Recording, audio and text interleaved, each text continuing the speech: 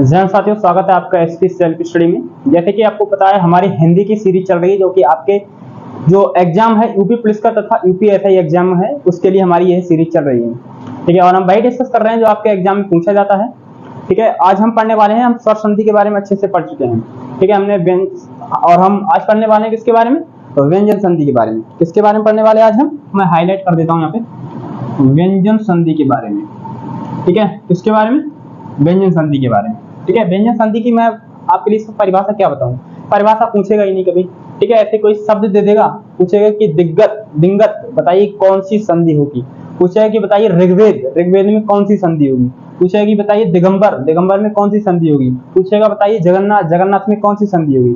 तो मैं आपके लिए ये सब समझाने वाला हूँ कि आप कैसे समझ सकते हैं कम समय में।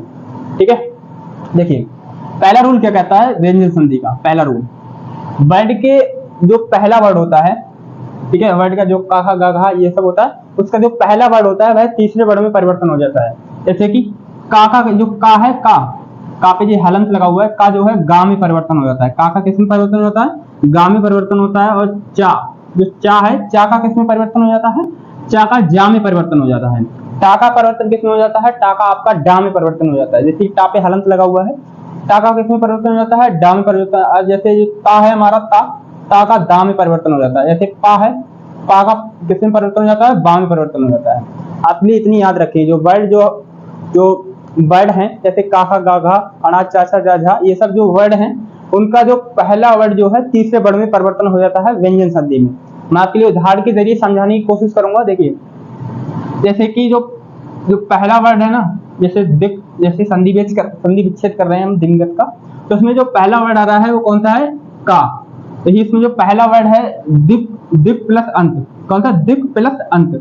जिसमें का है, का देखिए किस में परिवर्तन हो गया है? आपका गा में परिवर्तन हो गया। का परिवर्तन किस में हो गया है? आपका गा में। देखिए का परिवर्तन किस में हो गया है? आपका गा में। तो ये क्या बन गया? दिक प्लस अंत, मतलब कि दिंगत। ठीक है, जैसे कि इसमें यह दिक है, ठीक है, दिक मतलब कि ऐसे याद रखेंगे कि ऐसा लगे कि हलंत लगा हुआ है का में। ठीक है, जैसे का है, जैसे कि का इसमें हलंत लगा हुआ। देखिए का किस में परिवर्तन हो गया है? आधे गा में। हलंत लगा रहेगा इसमें। ठीक है, क्या लगा रहेगा? हलंत भी लगा रहेगा। ठीक है, जैसे कि इसका दिंग प्लस दर्शन, मतलब कि दिग्दर्शन। दिक प्लस अंबर दिगंबर।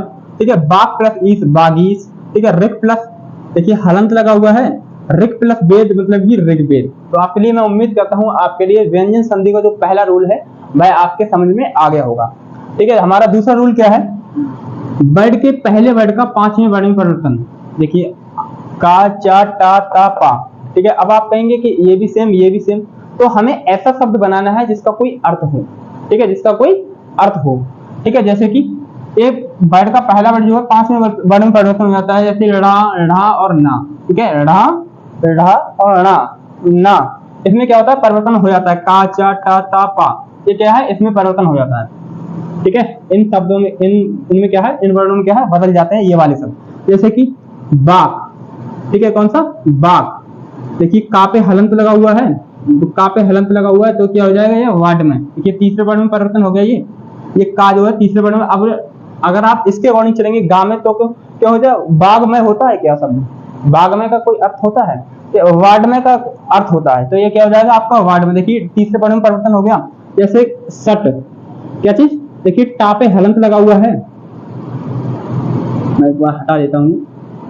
टा पे हलंत लगा हुआ है तो ये क्या हो जाएगा? षडमुख। कौन सा? षडमुख। ठीक है, जैसे अगर हम इसमें परिवर्तन करेंगे टा का डा, तो क्या षडमुख हो जाएगा? क्या ये षडमुख होगा? क्या होगा? षडमुख। ठीक है, क्या हो जाएगा? षडमुख। जैसे कि उत प्लस मत। कौन सा? उत प्लस मत। जैसे जो ता है, ता किसमें परिवर्तन हो गया है? ता का परिवर्तन किसमें हो गया है? ना में। क्या लिख रहे हैं? मैं थोड़ी नहीं बता रहे हैं।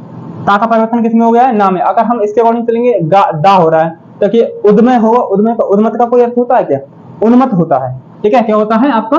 उन्मत। देखिए ता का जो है ना में परिवर्तन हो गया है। ता का परिवर्तन किसमें हो गया है? आपका ना में, इसमें। ठीक है, ता का परिवर्तन किसमें हो गया है? आपका ना में हो गया है। जैसे कि तत्व प्लस मय। कौन सा? तत्व प्लस मय। देखिए ता का ना में परिवर्तन हो गया है। ता का परिवर्तन किसमें हो गया है? आपका ना में परिवर्तन हो गया, तो क्या हो जाएगा आपका? तन्मय। ठीक है, जैसे चित्त प्लस मय। कौन सा?